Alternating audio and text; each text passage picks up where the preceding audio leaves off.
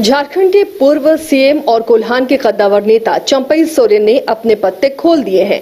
अब 30 तारीख को वो बीजेपी की सदस्यता ग्रहण करेंगे, लेकिन इन सब के बीच अब सोशल मीडिया पर पोस्ट का सिलसिला भी जारी हो गया है। जेएमएम ने बाबूलाल मरांडी की तस्वीर जारी करते हुए बताया कि एक शायरी जैसा उन्होंने लिखा है, वो पढ़ के आपको बता दूं। क्या दुख है समंदर को बता भी नहीं सकता, आंसू की तरह आंख तक आ भी नहीं सकता, आखिर क्या कमी रह गई थी मुझ में। तो ये बाबूलाल मरांडी को तंज कसते हुए जेएमएम का ये सोशल मीडिया पर पोस्ट है। लेकिन क्या वाकई इस पोस्ट से ये अंदाजा लगाया जा सकता है कि बाबूलाल मरांडी चंपई की बीजेपी में आने से नाराज चल रहे हैं? कहीं उन्हें अपनी कुर्सी या भविष्य को लेकर कोई खतरे का एहसास तो नहीं हो रहा?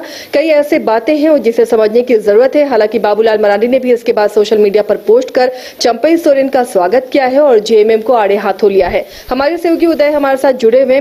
उदय, ये जो सोशल मीडिया पर तमाम पोस्ट आ रहे हैं, ये क्या संकेत देते हैं? क्या वाकई बाबूलाल मरांडी नाराज चल रहे हैं? हालांकि एक पोस्ट में उन्होंने स्वागत किया है चंपई का, अर्जुन मुंडा ने भी पोस्ट किया और उन्होंने भी चंपई सोरेन का स्वागत किया है। लेकिन बीजेपी के जो आदिवासी चेहरे हैं, जो बीजेपी में अभी बड़े लीडर हैं आदिवासी, क्या चंपई के आने से उन्हें किसी तरह की दिक्कत दिख रही है?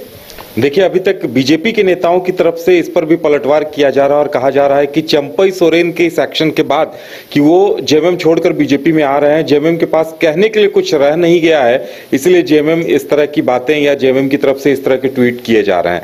देखिए, अब सीधे सीधे बात यह है कि राजनीति इस बात पर हो रही कि अगर चंपई सोरेन बीजेपी में आएंगे तो अर्जुन मुंडा का क्या होगा, बाबूलाल मरांडी का क्या होगा। और कई बार तंज ये भी कसा जा रहा है कि बीजेपी अब पूर्व मुख्यमंत्रियों की पार्टी बन गई है। तो देखिए, इस बात को लेकर जहां तक भी ऐसी बातें सामने आ रही हैं, तो बाबूलाल मरांडी दिल्ली गए हैं, अमित शाह से भी मुलाकात हुई होगी और नरेंद्र मोदी से मुलाकात, पीएम से मुलाकात की, तो उन्होंने तस्वीरें भी जारी कर दी हैं। तो जाहिर सी बात है, बाबूलाल मरांडी पिछले लगभग साल भर से कमान संभाल रहे हैं। लोकसभा के जो नतीजे हैं उसके बाद से ही लगातार मुझे नहीं लगता है कि पीएम से उनकी मुलाकात हुई होगी।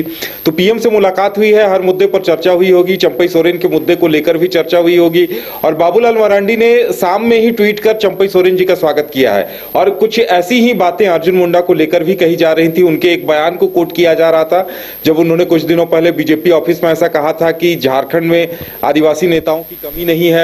तो अब अर्जुन मुंडा ने भी ट्वीट करके उनका स्वागत किया है। तो ऐसे में देखिए, अगर इस तरह की बातें की जा रही हैं तो बीजेपी के नेताओं का, प्रवक्ताओं का कहना है कि ऐसी कोई बात नहीं है, क्योंकि अब जेएमएम के पास कहने के लिए, खासकर चंपई सोरेन जी को लेकर कहने के लिए कुछ बच नहीं गया है, इसलिए वो इस तरह की बातें कर रहे हैं।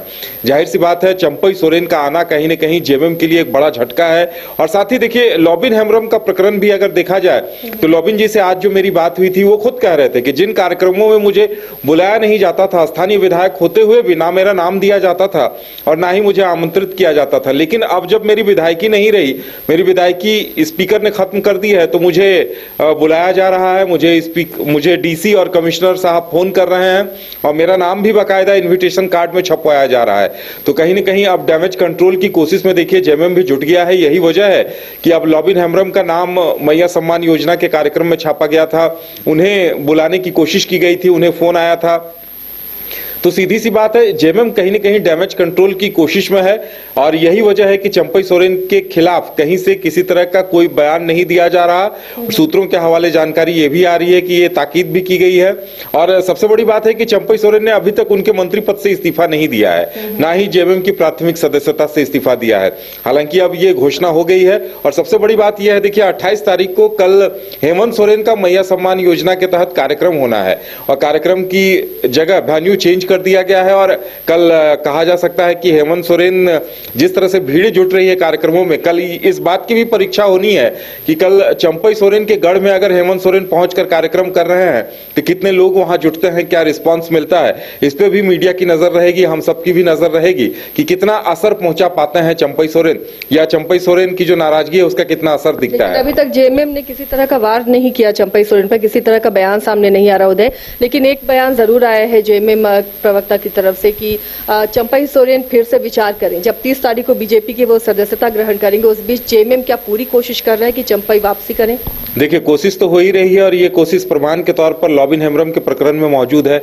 लॉबिन हेम्ब्रम का अगर नाम छापा जा रहा है सीएम के कार्यक्रम में और उन्हें फोन किया जा रहा है जब वो विधायक नहीं रहे और उन्हें एक तरह से उन्होंने केस भी किया था, हालांकि उनका मामला खारिज हो गया, लेकिन जाहिर सी बात है डैमेज कंट्रोल की कोशिश है और ये बयान चंपई सोरेन को लेकर अगर दिया जा रहा है वो एक बार फिर पुनर्विचार करें तो इससे समझा जा सकता है कि जेएमएम भी कहीं न कहीं इन परिस्थितियों को अब भी टालने की कोशिश कर रही है। लेकिन अब लगता है कि बहुत वक्त बीत चुका है, काफी ज्यादा देर हो चुकी है और इस तरह की बातें जो सामने आ रही कि अर्जुन मुंडा नाराज हैं, बाबूलाल मरांडी नाराज हैं, तो ये दोनों ही ट्वीट करके स्वागत कर रहे हैं और ऐसी कोई बात अभी तक हमें देखने को नहीं मिल रही है कि इस बात को लेकर कहीं किसी तरह की कोई नाराजगी। अगर ऐसे ही हम विश्लेषण करें तो ये जो आदिवासी बड़े चेहरे हैं पहले से ही बीजेपी में, चंपई के आने के बाद उनकी भूमिका कैसी रहेगी? देखिए, उनकी भूमिका जहां तक है, हालांकि बीजेपी की तरफ से सीएम फेस का अभी तक कौन होगा इसका ऐलान नहीं किया गया है। बीच बीच में चर्चा इस बात की होती है कि आखिर किसे चुना जाए। तो इससे पहले जो स्थिति थी, अभी तक तो बाबूलाल मरांडी को ही मेन नेता के तौर पर देखा जा रहा था और अब चूंकि चंपई सोरेन आए हैं तो जाहिर सी बात है बीजेपी उन्हें सीएम पद का आश्वासन तो नहीं ही देगी, क्योंकि बीजेपी में ऑलरेडी कई बड़े चेहरे मौजूद हैं। अर्जुन मुंडा भी यही संकेत दे रहे थे और अर्जुन मुंडा की जिम्मेदारी चूंकि केंद्र में अभी तक देखने को मिल रही थी और उन्हें लेकर भी पार्टी ने स्पष्ट नहीं किया है, लेकिन ये साफ है जिस तरह से ये निर्णय लिया गया है कि तमाम बड़े चेहरों को उतारा जाएगा। तो अब उन बड़े चेहरों में देखिए, अब मधु कोड़ा तो खुद चुनाव नहीं लड़ेंगे, गीता कोड़ा चुनाव लड़ेंगी विधानसभा का, तो वो भी एक पूर्व मुख्यमंत्री के तौर पर उनका समर्थन गीता कोड़ा को रहेगा। बाबूलाल मरांडी खुद चुनावी मैदान में होंगे।